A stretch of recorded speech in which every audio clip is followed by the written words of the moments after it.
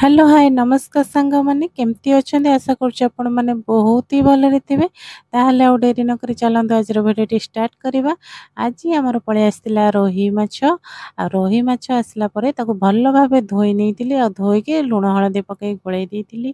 तापरे आसी पळे आसली चुल्ली लगेया पई आ चुल्ली रे रोसई करिया काहू भल लागे निश्चिंत जणेबे काहेकि ना मते तो बहुत ही भल लागे चुल्ली रोसई करिया पई काहेकि ना हम जतळे छोट छोट हेतिलु गारे तिलु सेतବେଳେ मो बुढ़ी माँ हारिका सेतବେଳେ चुली लगांदी सेतବେଳେ मु सेतବେଳେ पाखरे बसिकी तांको पाखरे चुली जाळे आ चुली जाळियाକୁ मते बहुत ही भल लागे से रोसे करते आ मु चुली जाळुथि तार एमते कथारे कथारे हमर एटी माछ भजा भी रेडी हे गला। तापर मु एटी पळे आसली ग्राइंडिंग जार रे मसला रेडी करिया पई ग्राइंडिंग जार नै जाईची सेतरे नै गले किछि धळा सोरिष कळा सोरिष आ अल्प किछि पियाज रसुण आ तापर नै जाईतिली टमाटो आ किछि जीरा को नै कि एबे भल्ला भाबे ग्राइंडिंग करनबा। रोही माछ तरकारी करबा को माने समस्तंकर अलगा अलगा प्रोसेस थाए।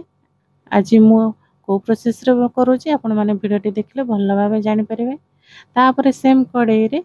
टिके अल्प सोरिष तेल नै गली आ आलू को भल्ला भाबे भाजी नेली आलू भाजी हे सारला परे मु सेतरे पकई देतिल मु मसला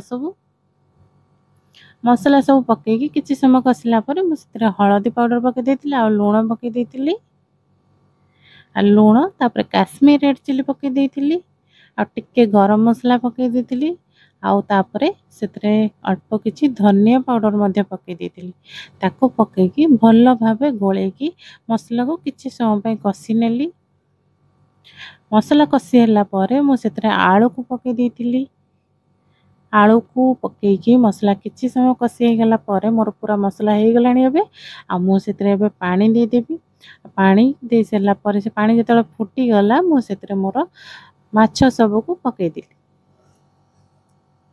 आ माछ सब पूरा फुटिला परे आंबुल बिना तो पूरा अधूरा ही माछ तरकारी आ तापर आंबुल पकई देतिली आ तापर किछि धनिया पत्र पकई देतिली तापर एबे मोर रेडी हे गला रोही माछ तरकारी। आपण मानको केमति लागला लाइक द्वारा निश्चिंत